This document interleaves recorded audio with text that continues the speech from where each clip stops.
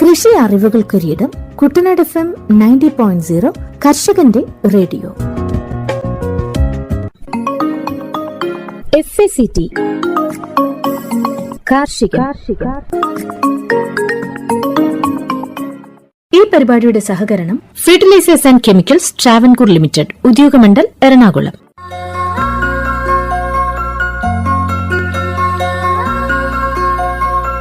പ്രിയ കർഷക സുഹൃത്തുക്കളെ, നമ്മുടെ മണ്ണിൻ്റെയും പരിസ്ഥിതിയുടെയും ആരോഗ്യം സംരക്ഷിക്കുന്നതിന് ഏറ്റവും പ്രധാനപ്പെട്ട കാര്യം സമതുലിത വളപ്രയോഗം ആണ്.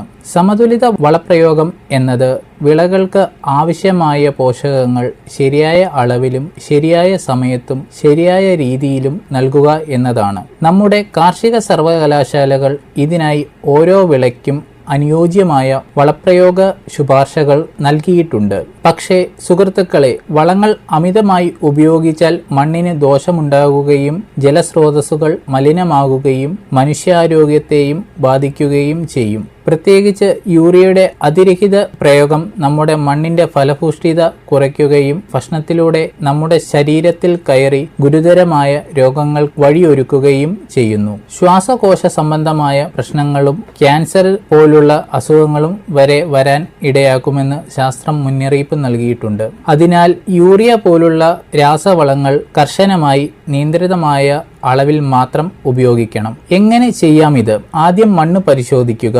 അടുത്തുള്ള ലാബിൽ നിന്ന് മണ്ണ് പരിശോധന നടത്തിയാൽ മണ്ണിന്റെ ആരോഗ്യാവസ്ഥ മനസ്സിലാക്കാം. അതിന്റെ അടിസ്ഥാനത്തിൽ മണ്ണ് ആരോഗ്യ കാർഡ് പ്രകാരം വളങ്ങൾ നൽകാം. ഡോക്ടർ മരുന്ന് നിർദ്ദേശിക്കുന്നത് പോലെ വളങ്ങളും മണ്ണിന്റെ ആവശ്യത്തിനനുസരിച്ച് മാത്രം നൽകണം. ഇങ്ങനെ ചെയ്താൽ വിളവെടുപ്പ് കൂടുക മാത്രമല്ല, വിളയുടെ ഗുണമേന്മയും വർദ്ധിക്കും. നല്ല രീതിയിൽ വളർന്ന ധാന്യങ്ങളും പച്ചക്കറികളും പഴങ്ങളും രുചിയിലും പോഷകത്തിലും ഉന്നത നിലവാരത്തിലായിരിക്കും. അത് കർഷകന് കൂടുതൽ ലാഭവും ഉപഭോക്താവിന് മികച്ച ഭക്ഷണവും നൽകും. സുഹൃത്തുക്കളെ, ഇത് കൂടുതൽ വിളവ് നേടുക മാത്രമല്ല, മെച്ചപ്പെട്ട വിളവ് നേടുക എന്നതാണ് ലക്ഷ്യം. അതുകൊണ്ട് വളങ്ങളും പ്രത്യേകിച്ച് യൂറിയയും വിവേകത്തോടെ ഉപയോഗിക്കുക. നമ്മുടെ കർഷകരുടെയും നമ്മുടെ മണ്ണിന്റെയും നമ്മുടെ ഭാവി തലമുറയുടെയും ആരോഗ്യകരമായ ഭാവിക്കായി സമതുലിത വളപ്രയോഗം നമ്മുടെ പതിവാക്കി മാറ്റാം. നമ്മുടെ കൈകളിലാണ് നമ്മുടെ കൃഷിയുടെ ഭാവി. അതിനാൽ സമതുലിത വളപ്രയോഗം സമൃദ്ധിയുടെ വഴികാട്ടി എന്ന മുദ്രാവാക്യം എല്ലാവരും ഉൾക്കൊള്ളുക. ഈ പരിപാടി നിങ്ങൾക്കായി അവതരിപ്പിക്കുന്നത് FACT ഉദ്യോഗമണ്ഡൽ, എറണാകുളം.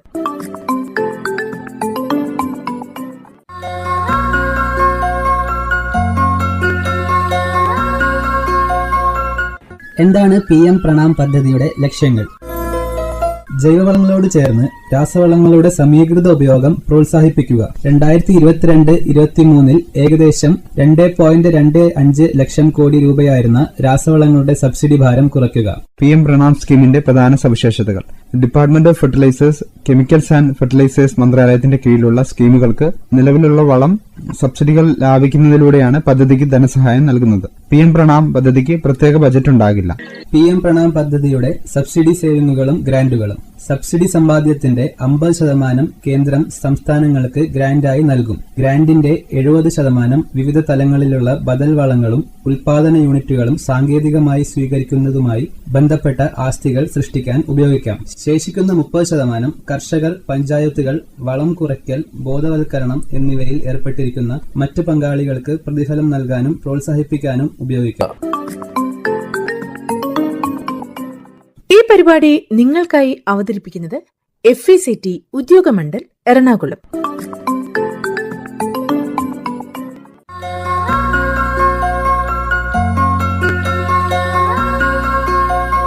ഏവർക്കും നമസ്കാരം. നമ്മൾ ഇന്ന് പരിചയപ്പെടാൻ പോകുന്ന വിഷയം കൈതച്ചക്കയുടെ കൃഷിരീതിയെക്കുറിച്ചാണ്. ഉഷ്ണമേഖലാ വിളയായ കൈതച്ചക്കയുടെ വളർച്ചയ്ക്ക് അനുയോജ്യമായ താപനില 15 മുതൽ 30 സെൽഷ്യസ് ആണ്.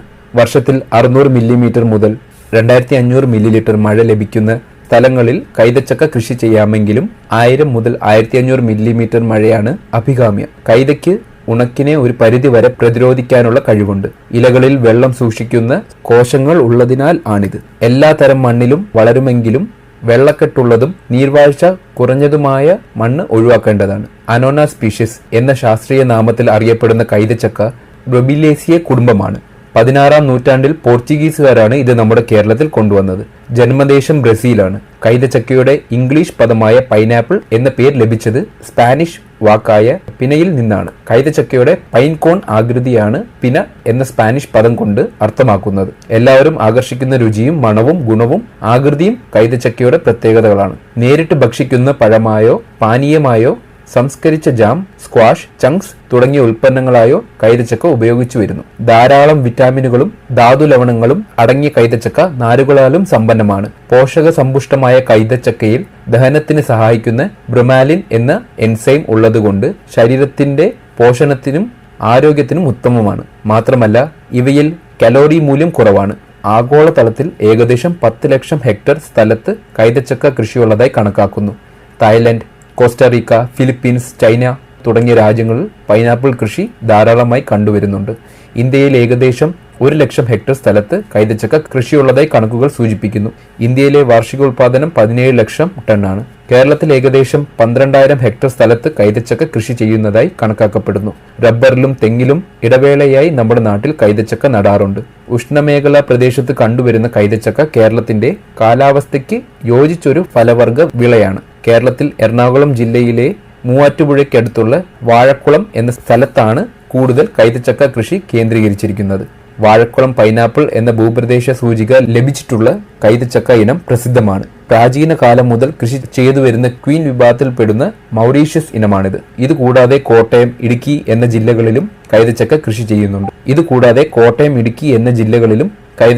ചെയ്യുന്നുണ്ട്. കേരളത്തിലെ 85% കൈതച്ചക്ക കൃഷി ഈ 3 ജില്ലകളിലാണ്. മറ്റു രാജ്യങ്ങളിൽ ഉൽപാദനത്തിന്റെ ഭൂരിഭാഗവും സംസ്കരിച്ചാണ് ഉപയോഗിക്കുന്നത്. എന്നാൽ നമ്മുടെ നാട്ടിൽ കൈതച്ചക്ക കൂടുതലും നേരിട്ട് ഭക്ഷിക്കുന്നതായിട്ടാണ് കണ്ടുവരുന്നത്. സംസ്കരിച്ച് മൂല്യവർദ്ധിത ഉൽപ്പന്നങ്ങൾക്കായുള്ള ഉപയോഗം കുറവാണ്. ഈ പരിപാടി നിങ്ങൾക്കായി അവതരിപ്പിക്കുന്നത് FECT ഉദ്യോഗമണ്ഡൽ എറണാകുളം.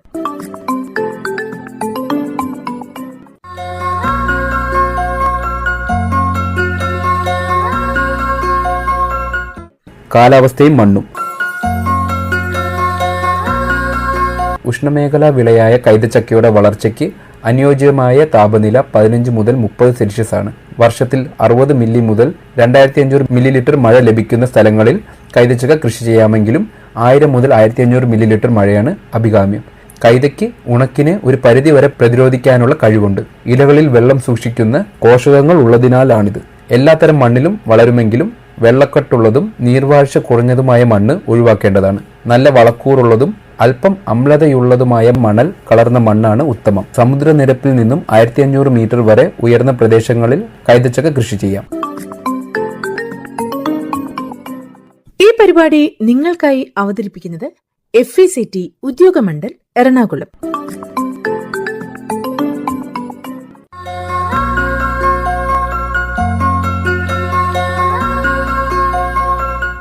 ഇനങ്ങൾ: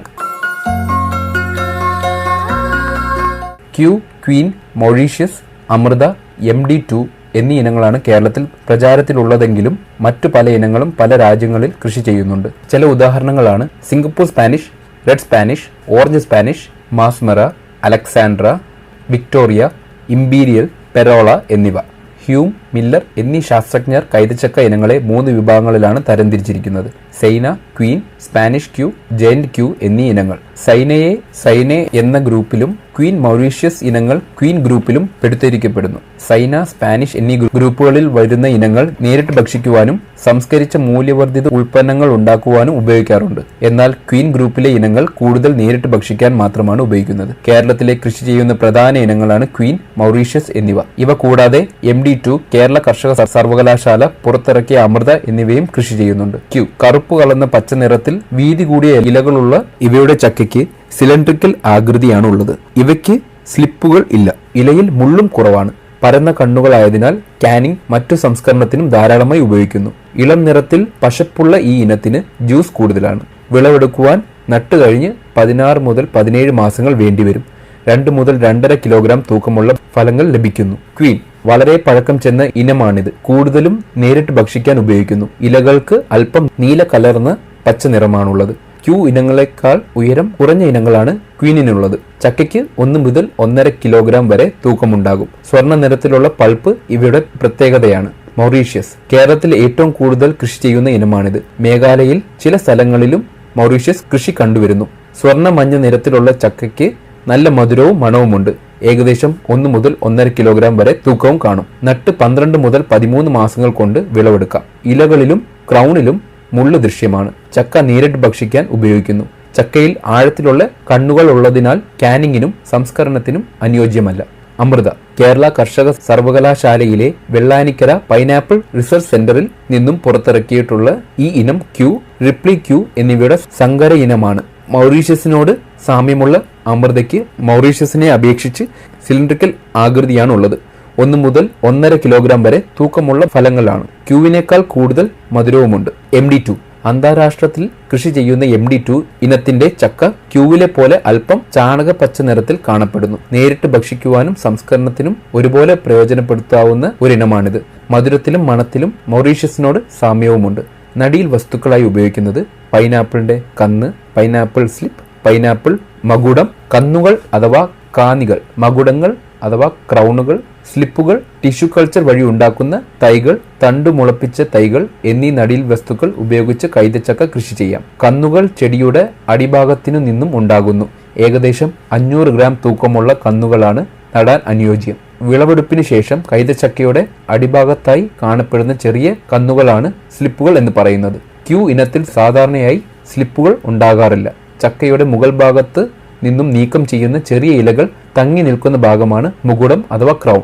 സ്ലിപ്പുകൾ, ക്രൗണുകൾ എന്നിവ നടുന്നത് മുമ്പായി 4 മാസത്തോളം നഴ്സറിയിൽ വളർത്തി വലുതാക്കി കന്നുകളെ പോലെ 500 ഗ്രാം തൂക്കമായ ശേഷമാണ് ഉപയോഗിക്കേണ്ടത്. ടിഷ്യൂ കൾച്ചറിലൂടെ ലഭിക്കുന്ന തൈകൾ നടുകയാണെങ്കിൽ ചെടിക്ക് ഒരുപോലെ വളർച്ച ലഭിക്കുന്നു. മാത്രമല്ല രോഗവിമുക്തമായ നടീൽ വസ്തുക്കൾ ലഭിക്കുവാനും ഉപകരിക്കുന്നു. നടീൽ നല്ല വെയിൽ ലഭിക്കുന്ന സ്ഥലത്ത് കൈതച്ചക്ക നന്നായി ഉണ്ടാകുന്നത്. എന്നാൽ ചെറിയ തണലും നടാവുന്നതാണ്.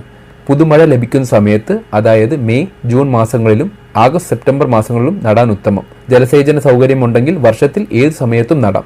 നടാൻ ഉദ്ദേശിക്കുന്ന സ്ഥലം നന്നായി ഉഴുതുമറിച്ച് കട്ടകൾ ഇടിച്ച് കളകൾ നീക്കി നിലമൊരുക്കണം. ചാലുകളിലാണ് നടുന്നത്. ഏകദേശം 90 സെന്റിമീറ്റർ വീതിയും 15 മുതൽ 30 സെന്റിമീറ്റർ ആഴത്തിലും സൗകര്യപ്രദമായി നീളത്തിലും ചാലുകൾ തയ്യാറാക്കണം. 2 ചാലുകളുടെ മധ്യഭാഗത്തിൽ തമ്മിൽ 165 സെന്റിമീറ്റർ ദൂരം ഉണ്ടാക്കത്തക്ക രീതിയിൽ ചാലുകൾ കോരണം. ചാലുകളിൽ 2 വരികളായി ത്രികോണ രീതിയിൽ കന്നുകൾ നടുന്നത്. ചെടികൾ തമ്മിൽ 30 സെന്റിമീറ്ററും വരികൾ തമ്മിൽ 45 സെന്റിമീറ്ററും ആണ് അകലം കാണിക്കേണ്ടത്. 1 ഹെക്ടറിലേക്ക് നടാൻ ഏകദേശം 40,000 കന്നുകൾ വേണ്ടിവരും. എന്നാൽ തെങ്ങ്, റബ്ബർ മുതലായവയിൽ ഇടവേളയായി നടുകയാണെങ്കിൽ 20,000 എണ്ണം 1 ഹെക്ടറിൽ നടാൻ പറ്റുന്നത്. ഈ പരിപാടി നിങ്ങൾക്കായി അവതരിപ്പിക്കുന്നത് FECT ഉദ്യോഗമണ്ഡൽ എറണാകുളം.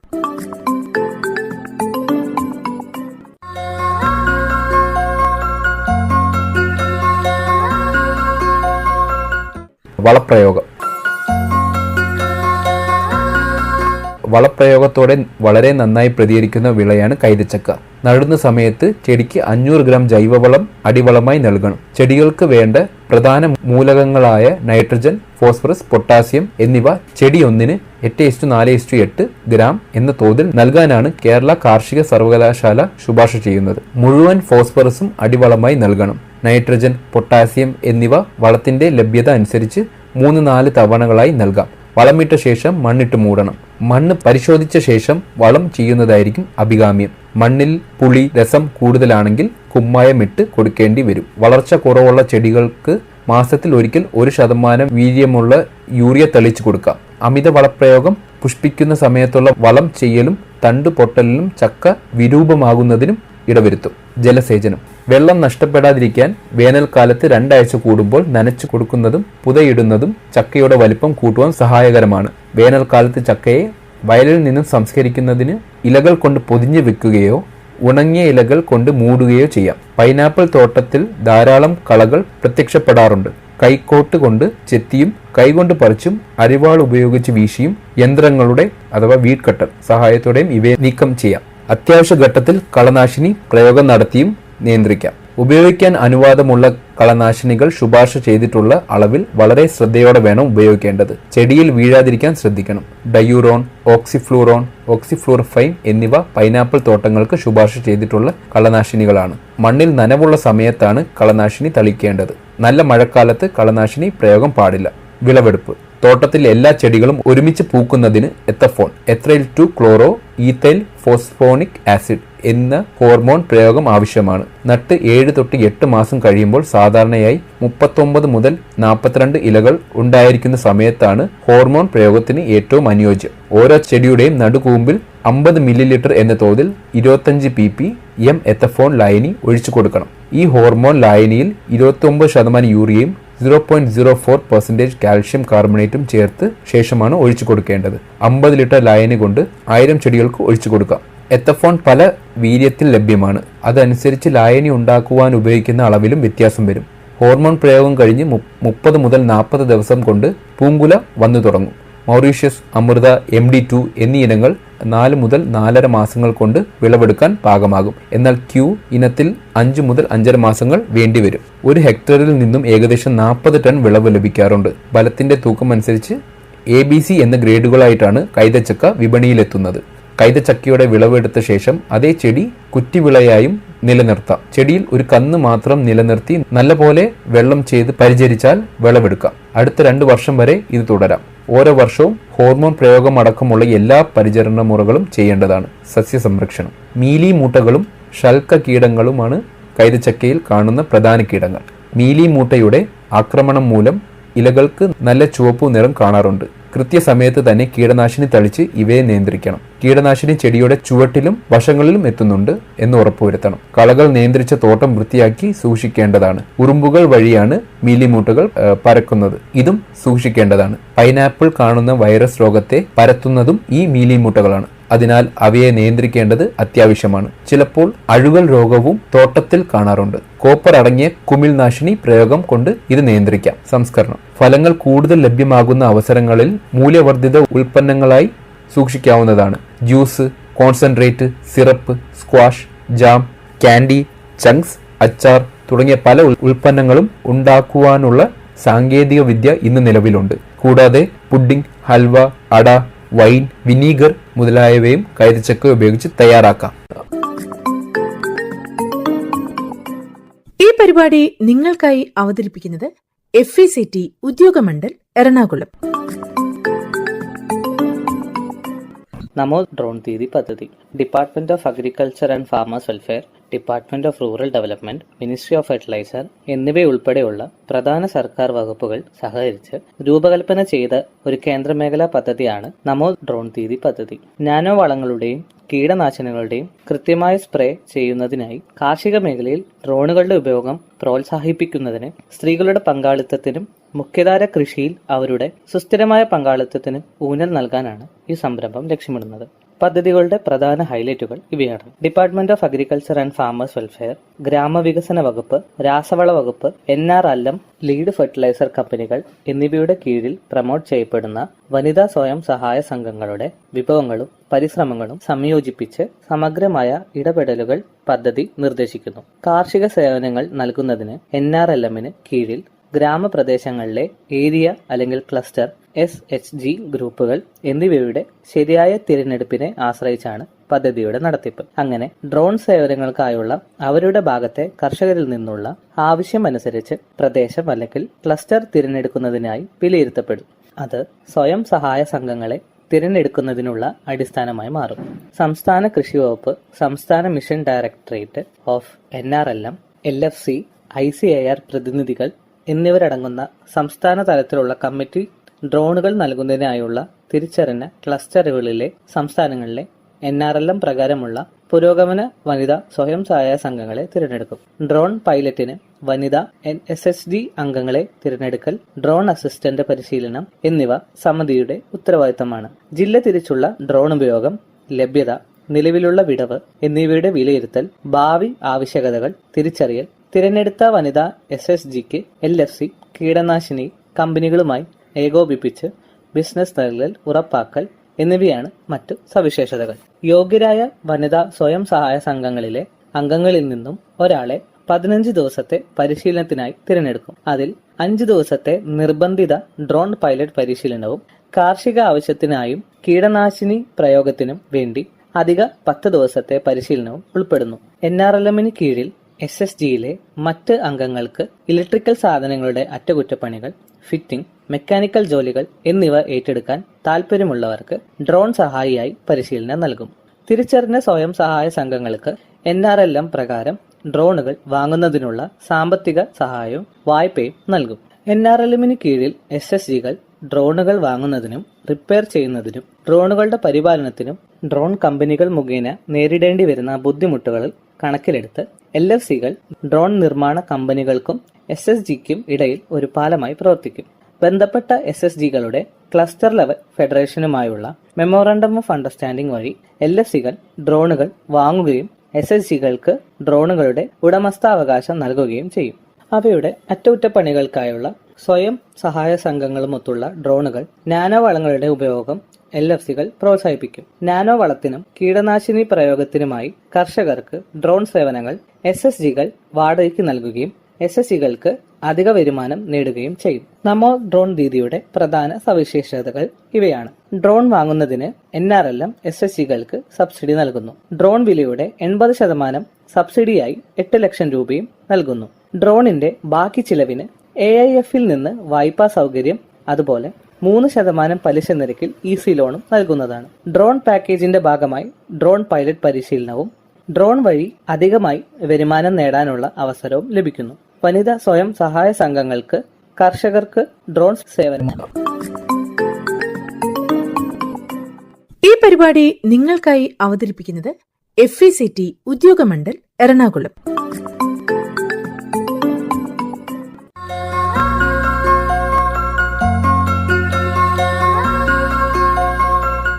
അടുത്തതായി FACTയിൽ നിന്ന് കർഷകർക്ക് ലഭിക്കുന്ന രാസവളങ്ങളും അതുപോലെ ജൈവവളങ്ങളെയും പറ്റി പരിചയപ്പെടാം. ഭാരത് NPK 20-20-013 ഫാക്ടംഫോസ്. ഫാക്ടിന്റെ സ്വന്തം ഉൽപ്പന്നമായ ഫാക്ടംഫോസ് ഇപ്പോൾ അതേ ഇരട്ട ആന ബ്രാൻഡ് ചിഹ്നത്തിൽ ഫാക്ടിൽ നിന്ന് ഭാരത് NPK 20-20-013 ആയി ലഭിക്കുന്നതാണ്. 5 പതിറ്റാണ്ടിലേറെയായി അതേ ഗുണമേന്മയിൽ കൊച്ചിയിലെ അമ്പലമേട് ഉദ്യോഗമണ്ഡലിൽ വളം നിർമ്മാണശാലയിൽ നിന്ന് ഈ ഉൽപ്പന്നം നിർമ്മിച്ചുകൊണ്ടിരിക്കുന്നു. 60% അമോണിയം സൾഫേറ്റിന്റെയും 40% അമോണിയം ഫോസ്ഫേറ്റിന്റെയും രാസ സംയോജനമായ ഈ ഉൽപ്പന്നം സസ്യങ്ങളുടെ വളർച്ചയ്ക്ക് ആവശ്യമായ നൈട്രജൻ, ഫോസ്ഫറസ് എന്നീ 2 പ്രധാന പോഷകങ്ങൾ 20% വീതം നൽകുന്നു. കൂടാതെ ഇന്ത്യൻ മണ്ണിൽ നിർണായക മൂലകമായ സൾഫറും 13% വീതം ഇതിൽ അടങ്ങിയിട്ടുണ്ട്. ഇത് ഗുണനിലവാരവും വിളവ് മെച്ചപ്പെടുത്തുന്നതിനും സഹായകരമാകുന്നു. നൈട്രജനും ഫോസ്ഫറസും രാസപരമായി കലർന്നതിനാൽ സമീകൃത പോഷണവും ഉപയോഗക്ഷമതയും വർദ്ധിക്കും. ഉൽപ്പന്നത്തിൽ ലഭ്യമാകുന്ന നൈട്രജൻ മൂലകം അമോണിയക്കൽ രൂപത്തിനായതിനാൽ ബാഷ്പീകരണം വഴി ഉണ്ടാകുന്ന പോഷകനഷ്ടം കുറയ്ക്കുകയും ഫോസ്ഫറസ് മൂലകം വെള്ളത്തിൽ ലയിക്കുന്നതിനാൽ വേരുകൾക്ക് പോഷകങ്ങൾ എളുപ്പത്തിൽ ആഗീകരണം ചെയ്യുവാനും സാധിക്കുന്നു. ഫാക്ടംഫോസ് അടിവളമായും മേൽവളമായും ഉപയോഗിക്കാം. Bharat NPK 20-5-00-23 fact ammonium sulphate ഇപ്പോൾ അതേ ഇരട്ട ആന ബ്രാൻഡ് ചിഹ്നത്തിൽ FACTയിൽ നിന്ന് ഭാരത് NPK 20-5-00-23 എന്ന പേരിൽ ലഭ്യമാണ്.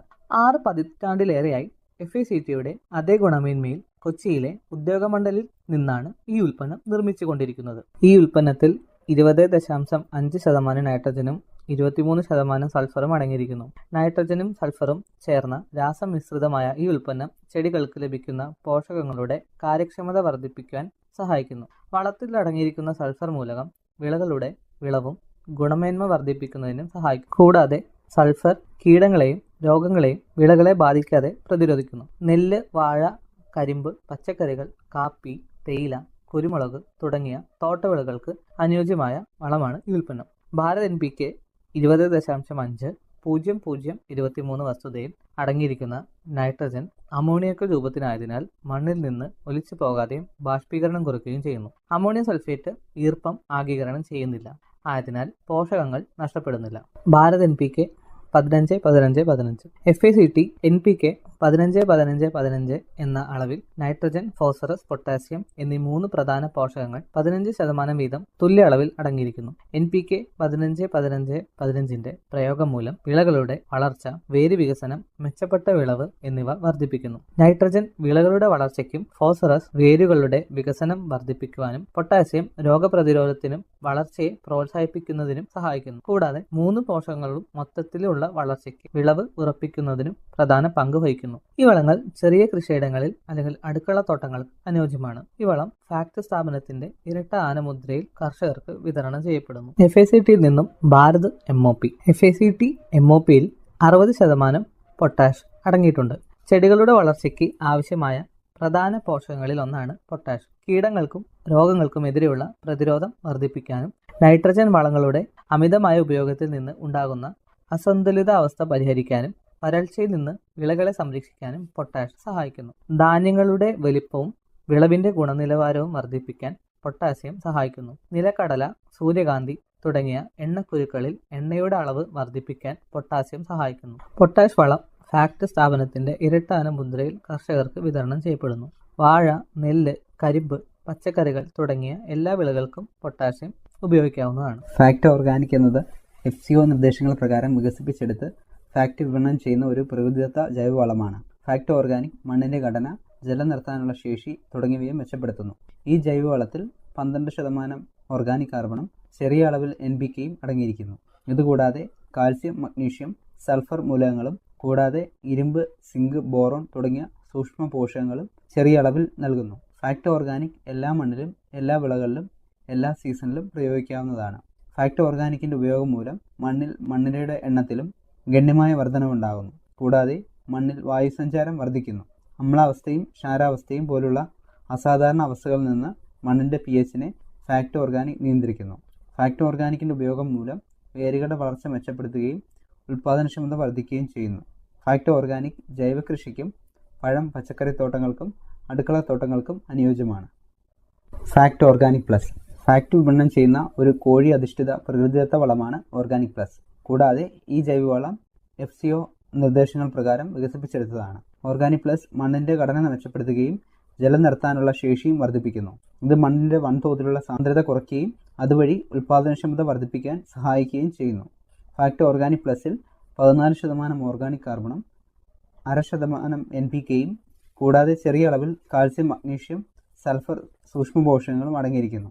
എല്ലാ മണ്ണിലും എല്ലാ വിളകളിലും ഇത് ഉപയോഗിക്കാവുന്നതാണ്. ഓർഗാനിക് പ്ലസ് ജൈവ കൃഷിക്കും പഴം, പച്ചക്കറി തോട്ടങ്ങൾക്കും അടുക്കള തോട്ടങ്ങൾക്കും അനുയോജ്യമാണ്. FACT PROM phosphorus rich organic manure ഭാരത സർക്കാരിന്റെ PM പ്രണാം എന്ന സംരംഭത്തിന് കീഴിൽ FCO നിർദ്ദേശങ്ങൾ പ്രകാരം വികസിപ്പിച്ചെടുത്ത് വിപണനം ചെയ്യുന്ന ജൈവ അധിഷ്ഠിത പ്രകൃതിദത്ത വളമാണ് പ്രോം. ഈ വളം FCO നിർദ്ദേശപ്രകാരം ഉൽപ്പാദിപ്പിക്കുന്നതാണ്. ഉയർന്ന ഗുണമേന്മയും ആവശ്യമായ പോഷകങ്ങൾ മണ്ണിലേക്ക് സാവധാനത്തിൽ പുറത്തുവിടുന്നതുമായ ഈ ജൈവവളം മണ്ണിനെ സമ്പുഷ്ടമാക്കുന്നതിന് ഏറെ സഹായകരമാകുന്നു.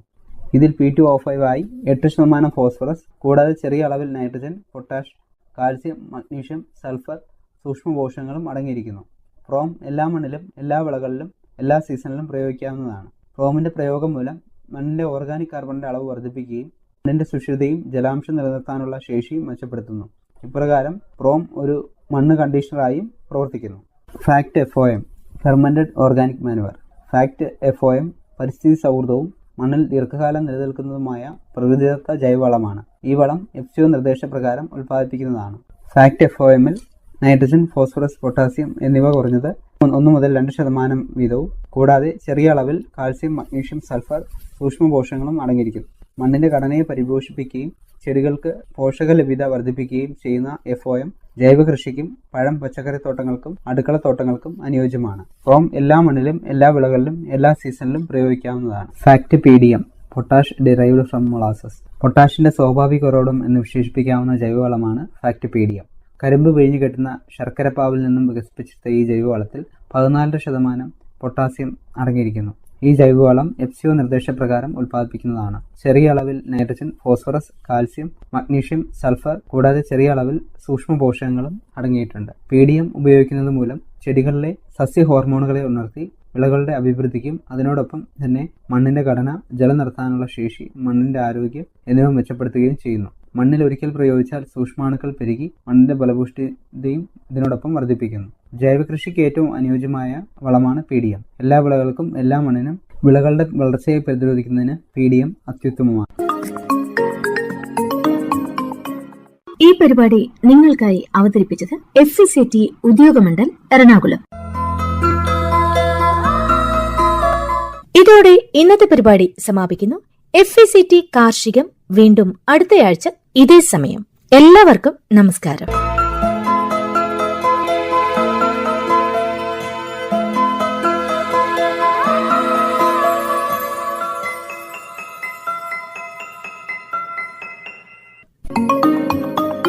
FECT